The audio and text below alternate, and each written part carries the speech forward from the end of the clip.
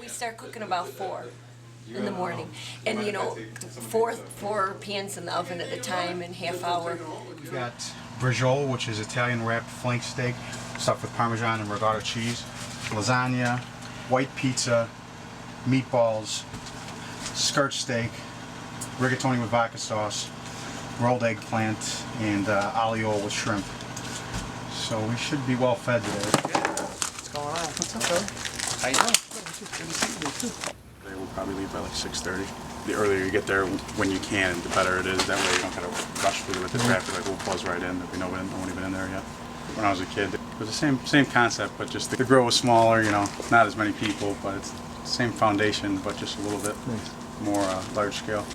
His dad was very much into football, and his grandpa Al Patera too, and Nani also. When I came into the picture, and so then that was my first exposure. When I was 24 to going to Bear games and whatnot. But as far with Rick, when I was pregnant, we were at Super Bowls, and so he's been involved doing this since before he was even born. He didn't even know it. His dad passed away in 2007, and he was sick prior to that, so it's very hard for him, even a day like today. Barney, love you. I'll see you in a bit. Love you too. Between 04 and 08, while I was in college, and my dad was sick, and during that time my dad passed away, and then my grandpa passed away as well. So when I got back from school, it was like that 4-year break, and then I got back. And I started with my cousin Nick. Me and him started it was like we started back up in one truck, the two of us tailgating. And I'm like, let's make this thing bigger and better, like Dad and Papa would want it. I like doing it, but it's definitely a lot of work, but it's rewarding. Just like going out there and just seeing everyone enjoying it, and just everyone saying this is the best thing I ever seen, and this and that. Setup's gonna take about a half hour.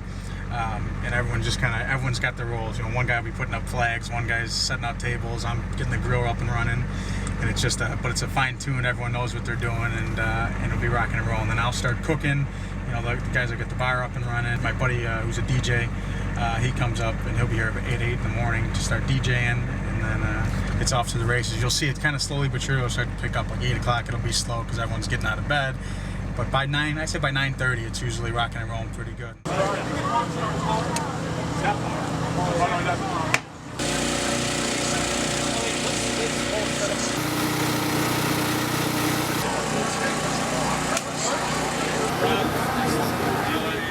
Pops is very organized, very, always had everything figured out. He was the planner of everything, and his cooking, he was a great cook. He taught me how to cook. His personality as well, like my mom. They were both super outgoing person, and my pops was always like, he was a big proponent of, treat everyone the same. He's like, whether you're talking to the president or a bum on the street, he's like, everyone's equal, and just befriend everyone, and, be good to everybody, and I took that a long way. I was just thinking about it the other day, it's Ricky's hero. I think in grammar school, when they ask you to write about your hero, that's Ricky's hero, and I know why. So I think he feels like he still is not only carrying on, but he has a part of him with him when he's doing this. And in my heart, I'm happy for him also, because he's doing what he always did, like his dad did, make people happy, do for others, and enjoy and cook. And Rick loves to cook, and so he's right where he wants to be. Everyone says I have the same smile as my mom.